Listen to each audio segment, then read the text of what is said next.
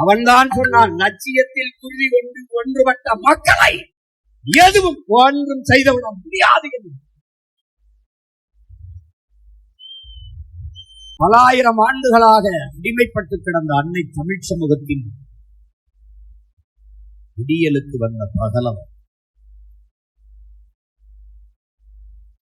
உணர்வை இழந்து உரிமை இழந்து கிடந்த இன மக்களுக்கு உரிமை மீட்க வந்த மீட்பர், 2000 ஆண்டுகளில் எவனும் கண்டிராத போராயிரம் கண்ட பேரின பெருமகன்,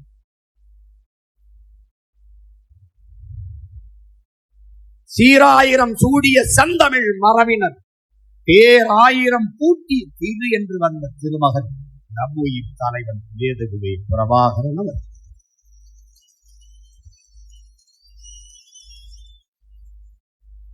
அவன்தான் சொன்னான், லட்சியத்தில் உறுதி கொண்டு ஒன்றுபட்ட மக்களை எதுவும் ஒன்றும் செய்துவிட முடியாது என்று.